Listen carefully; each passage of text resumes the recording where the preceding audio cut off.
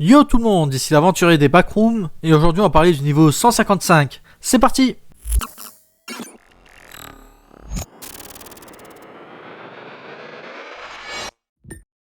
Le niveau 155 est le 156e niveau des backrooms. Il a été découvert le 25 juin 2017 par un promeneur anonyme. Le niveau 155 est un vaste labyrinthe abandonné, composé de grands murs de briques et d'arches. Ce niveau est fini, s'étendant sur une distance linéaire d'environ 50 km d'un côté à l'autre en forme d'hexagone, ce qui fait environ 1619 km au carré. Sa surface est en pierre et recouverte d'une fine couche de déchets d'origine humaine, de mousse, de terre et de débris. Le toit en bois du niveau est usé et en décomposition, et des planches tombent constamment sur le sol. La lumière du soleil passe à travers les trous communs, étant la seule source de lumière naturelle du niveau.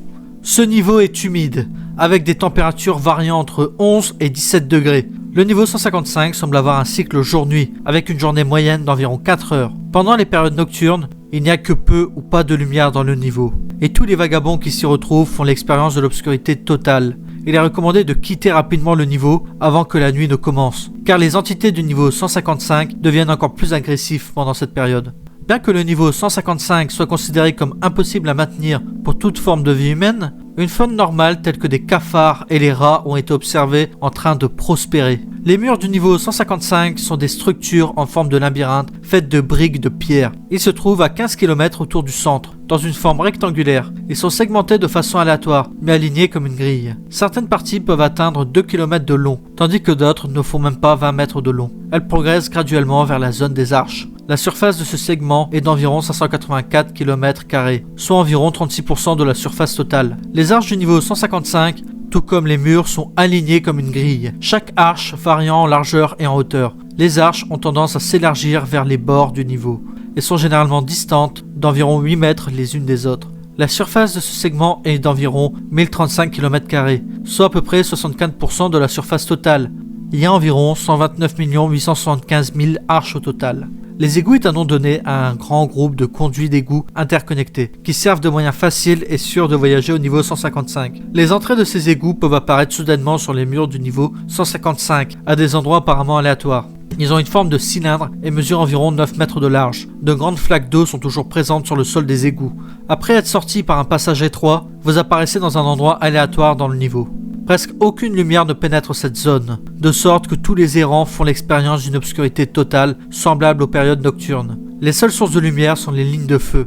Les lignes de feu sont un groupe de lignes étincelles interconnectées que l'on trouve rarement et qui planent exclusivement près des bords du niveau 155. Ces objets ne sont pas corporels et peuvent être traversés facilement. Lorsqu'elles sont traversées, ces lignes dégagent une chaleur intense et constituent la principale source de chaleur du niveau 155. Les lignes de feu ont une propriété unique qui leur permet de repousser toutes les entités du niveau 155, agissant comme un lieu sûr temporaire. Elles se plient, se courbent et se tordent lentement, et ne présentent aucune menace pour les vagabonds qui les rencontrent. Les lignes de feu changent périodiquement de couleur, passant du rouge au jaune et parfois à l'orange. Ces couleurs sont vives et éclatantes, et selon leur couleur, elles brillent plus ou moins fort. Pendant les périodes nocturnes, elles constituent la seule source de lumière constante au niveau 155. Les Death Moths font généralement leur nid au sommet des arches en briques. Ils sont généralement hostiles aux vagabonds, et est donc déconseillé de les déranger en grimpant sur les arches ou en faisant du bruit au niveau 155. D'énormes colonies de Death Moths vivent au niveau 155 et se nourrissent des déchets qui jonchent le sol. Les Death Moths du niveau 155 sont généralement neutres envers les vagabonds et n'attaquent jamais à moins d'être provoqués. Des sources de la maladie sont disséminées dans le niveau 155. Lorsque vous êtes à l'intérieur du niveau, il est important de minimiser les contacts avec toutes les surfaces afin d'éviter les infections. Et après avoir quitté le niveau, assurez-vous de décontaminer, quarantiner tout équipement qui aurait pu entrer en contact avec les surfaces.